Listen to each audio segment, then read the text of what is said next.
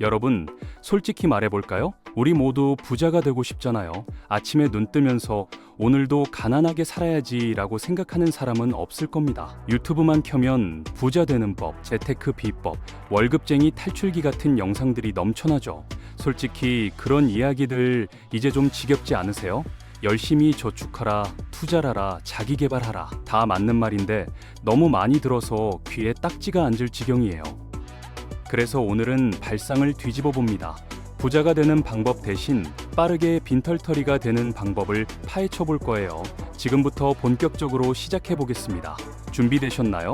누가 일부러 가난해지려고 하겠냐고요? 당연히 아무도 의도적으로 파산을 원하진 않죠.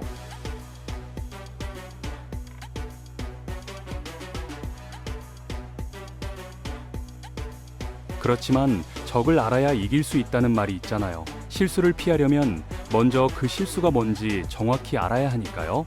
지금부터 재정적으로 몰락하는 10가지 지름길을 하나씩 살펴보겠습니다.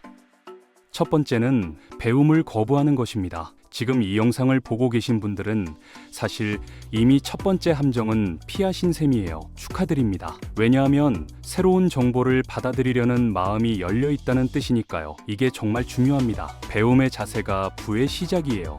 반대로 생각해보면 어떨까요? 돈에 관해서 아무것도 알고 싶지 않다. 투자니 자산관리니 그런 건 내 일이 아니다. 이런 태도 말이에요.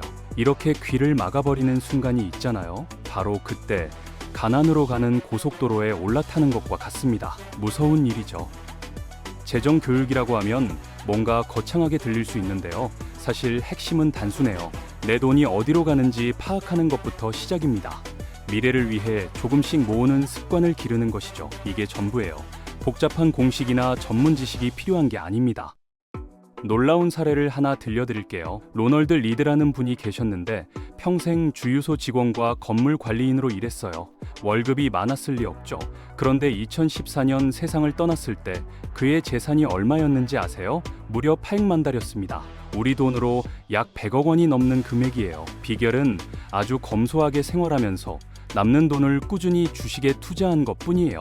특별한 비법이 아니었죠. 단순하지만 강력한 방법이었습니다. 만약 그가 돈 관리는 몰라도 된다고 생각했다면 절대 이런 결과를 만들 수 없었을 겁니다. 배움이 부를 만든 대표적인 사례죠.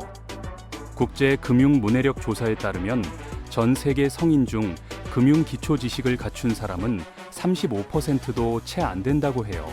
충격적인 수치입니다. 이게 바로 재정적 무지가 여전히 전 지구적 문제인 이유입니다. 배우기를 거부하면 가난의 문이 활짝 열린다는 걸 기억하세요. 두 번째 방법은 버는 것보다 더 많이 쓰는 것입니다. 이건 파산으로 가는 가장 전통적이고 확실한 경로예요. 클래식한 방법이죠. 인스타그램이나 틱톡을 열면 화려한 외제차, 명품 가방, 고급 리조트에서 휴가 보내는 사람들이 넘쳐나잖아요. 부러울 수밖에 없어요. 그걸 보다 보면 나도 저렇게 살고 싶다는 욕구가 생기는 게 당연합니다. 문제는 현실 소득과 맞춰보지 않는다는 거예요. 여기서 문제가 시작됩니다. 월급 전부를 고급 레스토랑과 최신 전자기기에 쏟아붓고 돈이 바닥나면 어떻게 할까요? 소비를 줄이는 대신 카드를 긁습니다. 악순환이죠. 처음에는 괜찮아 보여요. 그렇지만 청구서가 쌓이고 이자가 붙기 시작하면 상황이 급격히 나빠지죠. 눈덩이처럼 불어나는 빚이 됩니다. 미국 연방준비제도 자료를 보면 2024년 기준 미국인 평균 신용카드 빚이 약 9,000달러에 달한다고 해요. 엄청난 금액이죠. 지금 경제가 안 좋잖아. 물가도 오르고라고 변명할 수 있겠죠. 그런데 한 금융조사 기관의 설문 결과가 정말 충격적이에요. 미국인의 38%가 여름 휴가를 위해 빚을 질 계획이 있다고 답했어요. 경제 위기 속에서도 여행빈 빚을 지겠다는 거죠. 놀랍지 않나요? 더 놀라운 건 자녀를 둔 부모 중 47%가 테마파크 여행을 위해 대출을 받았고 대부분 후회도 별로 없다고 했다는 점이에요. 이건 미국만의 문제가 아니라 전 세계적인 현상입니다. 우리는 위기 속에서 살면서 호황기처럼 소비하고 있어요. 이게 핵심 문제죠.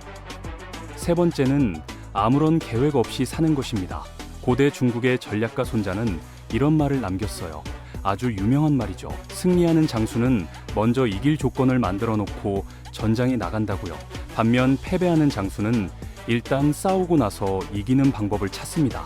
미리 철저하게 준비해야 실전에서 흔들리지 않는다는 것이죠. 이건 전쟁뿐 아니라 재정 관리에도 똑같이 적용됩니다. 인생도 전쟁이니까요. 재정 계획에서 가장 기본이 되는 건 예산 짝이에요. 예산이란 내 돈을 어디에 얼마나 쓸지 미리 정해놓는 작업이죠. 간단하지만 강력합니다. 이게 없으면 지금까지 얼마를 썼는지, 앞으로 얼마가 남았는지 전혀 감이 안 와요. 막연하게 있겠지 하다가 낭패를 봅니다. 꼭 그렇게 돼요. 통장에 돈이 좀 있는 것 같아서 계속 쓰다가 정작 월세 낼 때 텅 빈 잔고를 마주하게 되는 거죠. 그때 후회해도 늦습니다. 그러니까 식비, 교통비, 공과금, 여가비, 월세 등등 항목별로 한도를 정해두세요. 그래야 저축하고 투자할 여력이 생겨요. 꼭 실천하세요. 네 번째 지름길은 중독에 빠지는 것입니다. 가난해지는 과정에서 쾌락이라도 맛보고 싶다면 중독성 있는 습관을 들이면 됩니다. 확실한 방법이죠. 마약, 술, 도박 이런 것들은 당신의 건강과 지갑을 동시에 파괴하는 치명적인 조합이거든요. 몸과 돈 둘 다 잃는 거예요. 약물 남용은 몸도 망가뜨리고 비용도 엄청나요. 거기에 치료비까지 더하면 돈이 물새듯 빠져나가죠. 이중으로 손해를 보는 겁니다. 도박은 대박을 터뜨릴 것 같은 환상을 주지만 현실은 다릅니다. 카지노나 베팅 회사가 항상 이기게 설계되어 있어요. 절대 이길 수 없습니다. 운 좋게 10만 원을 땄다고 해도 그걸 따기 위해 100만 원을 썼다면 손해잖아요. 대부분의 도박꾼들은 이 간단한 계산을 하지 않습니다. 실제 사례를 볼까요? 영국의 마이클 캐롤이라는 사람은 쓰레기 수거 일을 하던 평범한 청년이었어요. 어디서나 볼 수 있는 사람이었죠. 그런데 2002년 11월 로또에 당첨되면서 약 130억 원에 가까운 돈을 손에 쥐게 됩니다. 인생 역전의 기회였죠. 꿈 같은 일이었어요. 그렇지만 그는 이 돈으로 뭘 했을까요? 마약, 술, 파티에 전부 쏟아부었어요. 미래 계획 같은 건 없었습니다. 결과는 예상대로였어요. 2010년 무렵 그는 한 푼도 남기지 못하고 다시 원래 직업으로 돌아갔습니다. 8년 만에 130억이 증발한 거예요. 중독이 어떻게 인생과 재산을 증발시킬 수 있는지 보여주는 완벽한 예시죠. 본인은 후회 없다고 했지만 교훈은 분명합니다. 다섯 번째는 포모, 즉 놓칠까봐 두려운 마음에 휩쓸리는 것입니다. 영어로 폼 미싱 아웃의 줄임말이에요. 요즘 많이 쓰는 표현이죠. 남들이 좋은 기회를 잡는 것 같은데 나만 뒤처지는 것 같은 불안감을 뜻하죠. 이 감정이 들면 충동적인 결정을 내리게 됩니다. 2020년 초반에 도지코인 열풍을 떠올려 보세요. 장난처럼 만들어진 암호화폐가 갑자기 소셜미디어를 뒤덮었어요. 모두가 이야기했죠. 유명 인사들도 언급하고 주변 친구들도 지금 안 사면 평생 후회한다고 부추기고요. 분위기에 휩쓸리기 딱 좋은 상황이었습니다. 암호화폐가 어떻게 작동하는지도 모르면서 가격이 더 오를까봐 전 재산을 넣는 사람들이 생겨났어요. 무모한 결정이었죠. 2021년 5월에 개당 0.77달러까지 치솟았던 가격은 그해 말 0.18달러 수준으로 곤두박질 쳤습니다. 75% 넘게 폭락한 거예요. 열기가 식고 나서 남은 건 손실뿐이었죠. 성급한 판단이 어떻게 지갑을 텅 비게 만드는지 보여주는 대표적인 사례입니다. 교훈이 됩니다. 여섯 번째는 빨리 부자 되는 비법에 속아 넘어가는 것입니다. 잠깐, 빨리 부자가 된다는데 뭐가 문제냐고요? 좋은 거 아니에요? 당연히 그게 가능하다면 누구나 원하겠죠. 문제는 그런 비법 중 대부분이 실제로는 빠르게 거덜나는 함정이라는 점이에요. 속지 마세요. 이런 수법들은 대개 위험은 거의 없으면서 수익은 엄청나다고 유혹합니다. 끝에 가보면 사기이거나 높은 위험을 숨기고 있죠. 버니 매도프의 폰지 사기를 아시나요? 그는 투자자들에게 안정적으로 높은 수익을 보장한다고 약속했어요. 너무 좋은 조건이었죠. 실제로는 새로 들어온 투자금으로 기존 투자자에게 이자를 지급하는 방식이었죠. 실체 없는 허구의 수익이었던 겁니다. 다 거짓이었어요. 이 거품이 터지면서 수천 명이 평생 모은 돈을 날렸어요. 여기서 곰곰이 생각해 볼 점이 있습니다. 한번 생각해 보세요. 만약 돈 버는 게 정말 그렇게 쉽다면 그 방법을 알려주는 사람은 왜 남들에게 퍼뜨릴까요? 혼자 벌면 되지 않겠어요? 이상하잖아요. 다단계 같은 합법적인 구조도 있긴 하지만 역시 신중해야 합니다. 노력 없이 큰 돈을 벌 수 있다는 말은 일단 의심하세요. 꼭요. 7번째 방법은 저축을 아예 하지 않는 것입니다. 예상치 못한 상황에서 충격을 받고 싶다면 돈을 한 푼도 모아두지 마세요. 확실합니다. 버는 돈 전부를 지금 당장 쓰는 데만 집중하고 내일은 생각하지 않는 것이죠. 오늘만 사는 거예요. 위험한 삶의 방식입니다. 가끔 재테크 전문가들이 돈을 그냥 은행에 묵혀두지 말고 투자해서 굴려라 라고 말하잖아요. 틀린 말은 아니에요. 맞는 말입니다. 투자가 자산을 불리는데 효과적인 건 맞습니다. 그렇지만 투자 자산은 가치가 오르락내리락하고 급할 때 바로 현금화하기 어려워요. 그래서 비상금이라는 개념이 중요합니다. 비상금은 갑작스러운 실직, 의료비, 위기 상황에 대비해서 따로 빼놓는 돈이에요. 필수입니다. 일반적으로 3개월에서 6개월치 생활비 정도를 권장하고 여유가 된다면 더 많을수록 좋죠. 마음의 안정이 확실히 달라집니다. 갑자기 직장을 잃었는데 비상금이 있다면 몇 달간 버티면서 새 일자리를 구할 수 있어요. 준비가 없다면 바로 빚더미에 올라앉게 됩니다. 한 조사에 따르면 팬데믹 기간 동안 미국인의 약 15%가 비상자금을 완전히 소진했다고 해요. 뜻밖의 지출 하나에 재정이 무너집니다. 8번째는 부채성 자산에 과도하게 돈을 쏟는 것입니다. 부채성 자산이란 당신에게 돈을 벌어다 주지 않는 물건을 말해요. 중요한 개념이죠. 예를 들어 집을 사서 임대를 놓으면 월세 수입이 들어오죠. 이때 그 집은 자산입니다. 반면 그냥 거주만 하면 어떨까요? 성격이 달라져요. 관리비와 재산세만 나가고 수입은 없어요. 그러면 그건 부채가 되는 겁니다. 같은 물건이라도 용도에 따라 완전히 성격이 달라지죠. 자동차도 마찬가지예요. 많은 사람들이 좋은 차는 투자라고 생각하는데 현실은 정반대입니다. 차는 자산이 아니에요. 새 차를 딜러 매장에서 몰고 나오는 순간 가치가 즉시 10% 넘게 하락해요. 아우디든 도요타든 목적지까지 데려다주는 건 똑같습니다.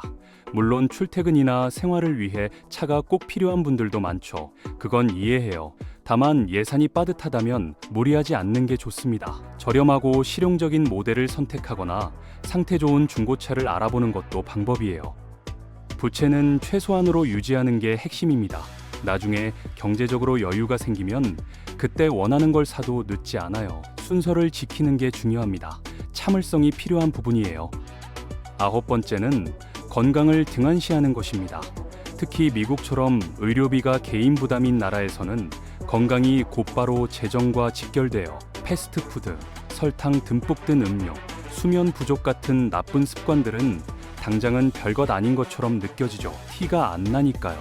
그렇지만 10년, 20년, 30년 뒤에 그 대가가 몸으로 청구됩니다. 당뇨, 심장질환, 고혈압 같은 만성질병은 치료비도 어마어마해요. 어떻게 보면 건강에 투자하는 게 당신이 할 수 있는 최고의 재테크입니다. 병원비를 아끼는 것만이 아니에요. 더 큰 의미가 있죠. 활기차게 오래 살면서 인생을 제대로 즐길 수 있게 해주니까요. 건강을 잃으면 돈이 있어도 아무 소용이 없다는 걸 기억하세요. 마지막 10번째는 부정적인 영향을 주는 사람들로 자신을 둘러싸는 것입니다. 이런 말 들어보셨을 거예요. 아주 유명한 말이죠. 네가 있는 방에서 네가 제일 똑똑하다면 넌 잘못된 방에 있는 거다. 물론 유치원 선생님이라면 예외지만요. 농담입니다. 이 말의 요점은 나보다 지혜롭고 성숙한 사람들 곁에 있을 때 더 많이 배우고 성장할 수 있다는 것입니다. 환경의 힘이에요. 당신의 친구와 주변 환경이 당신의 삶에 미치는 영향은 생각보다 훨씬 큽니다.